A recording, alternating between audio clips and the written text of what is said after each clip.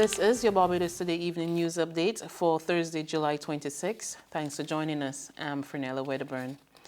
There was a renewed call today for Barbados to set up a National Development Bank.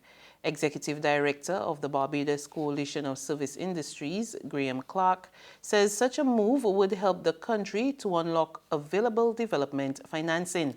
Speaking at an entrepreneurship workshop on capitalizing on the cultural, creative and climate change industries, he explained that there was an investment gap of about $650 billion in Latin America and the Caribbean, which threatens not just the achievement of goal number 9 of the Sustainable Development Goals, but all other 16 goals of the development agenda.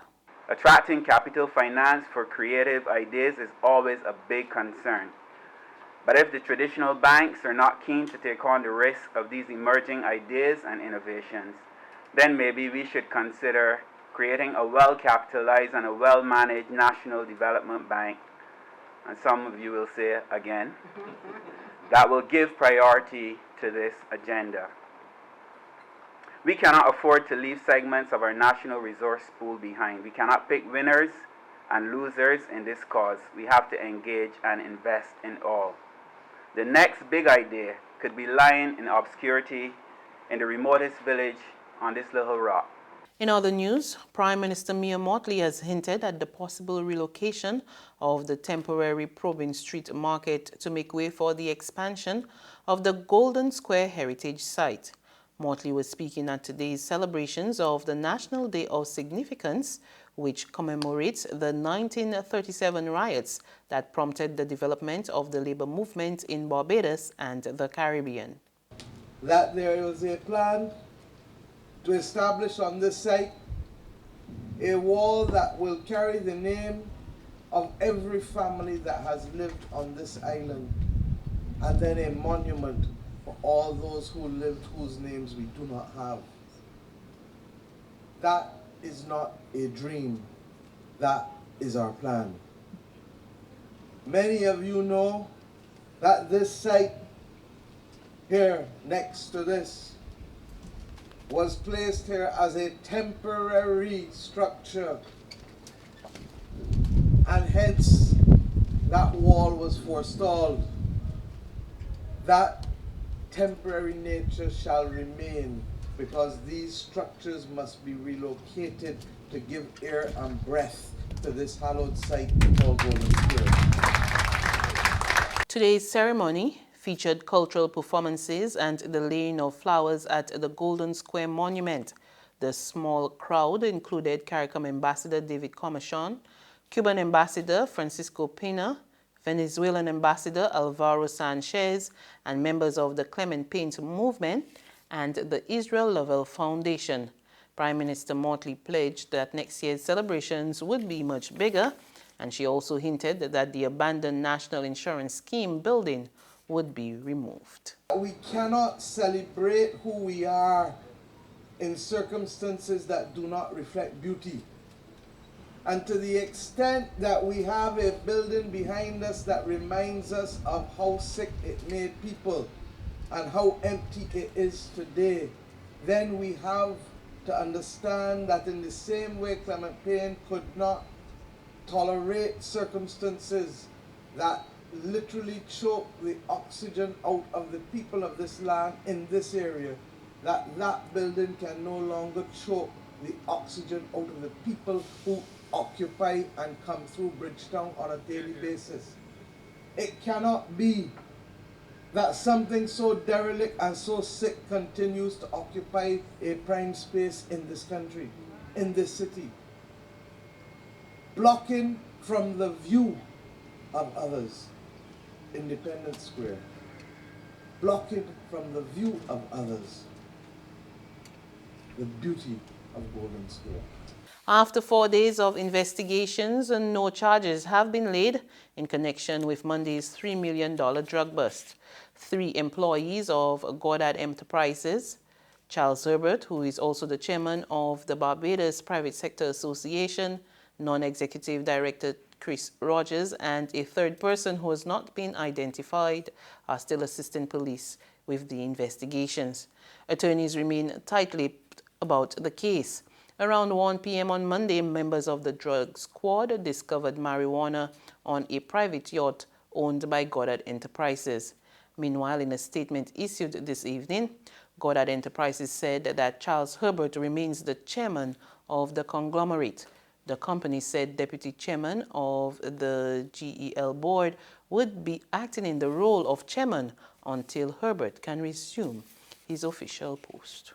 There's regional and international news after this short break.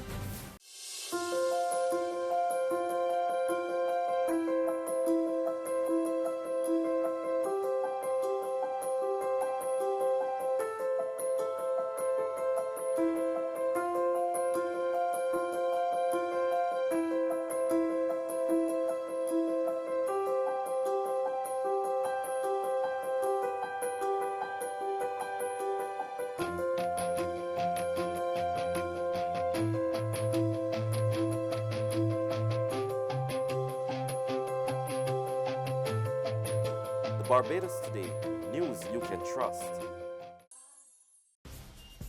In Trinidad and Tobago, the House of Representatives is now set to debate a motion for former National Security Minister Gary Griffith as the country's next police commissioner. And the Communications Minister says if it's approved, the police service should work with him. If Mr. Griffith is selected as the Commissioner of Police, I would hope as a citizen of Trinidad and Tobago, who's particularly concerned about the crime taking place in Trinidad and Tobago, that our policemen and women do what is right for the country and work with whoever is decided as the next Commissioner of Police in Trinidad and Tobago. The Communications Minister responding to an Express newspaper report that members of the police service would reject Mr. Griffith as the next top cop. The House of Representatives is to debate his nomination on Monday. Minister Young was asked if it would be dangerous for Mr. Griffith to be appointed in light of an ongoing police investigation into witness tampering allegations made against then Attorney General Ram Logan by Police Complaints Authority Director David West in 2015. I wouldn't call it a dangerous situation. The fact that he stood firm at a particular time, he was Minister of National Security and he was asked to leave the cabinet for standing firm, and he's now a witness in a matter that involves the former Attorney General. I don't see that as precluding him at all. In fact, if it's anything, it might be an endorsement on his character. Further afield, Pakistani cricket legend Imran Khan has declared victory in Wednesday's decisive general election. He says he was ready to lead the nuclear-armed nation despite a long delay in ballot counting and allegations of vote rigging from his main opponents. An icon of Pakistan cricket who turned into an anti-corruption crusader has declared himself victor in that country's chaotic general election. The vote's been marred by violence and reports of widespread technical problems, but it looks set to make Imran Khan the country's next prime minister. He would inherit a nation struggling to fight widespread poverty, a worsening relationship with its ally, the United States, and multiple Islamist insurgencies.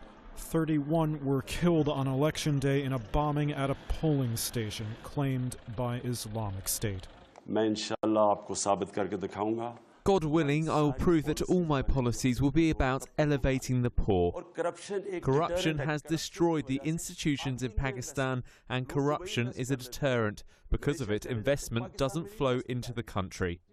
It's a meteoric rise for the man who spent most of his civic career on the political fringe, if the vote stands. Khan's opposition says they'll reject the results. They're the party of former Prime Minister Nawaz Sharif, who was jailed on corruption charges when he returned to the country from London earlier this month.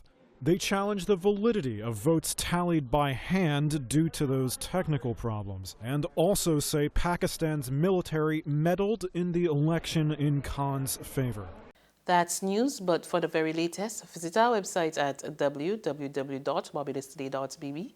You can also subscribe to our e-paper, email updates, and like us on Facebook, and sign up for our breaking news alerts via WhatsApp. We're also on Izumi Media and bus terminals, as well as Screenplay at supermarkets and gas stations near you. And you can also hear us on Mix 96.9 FM. I'm Fernella Wedderburn.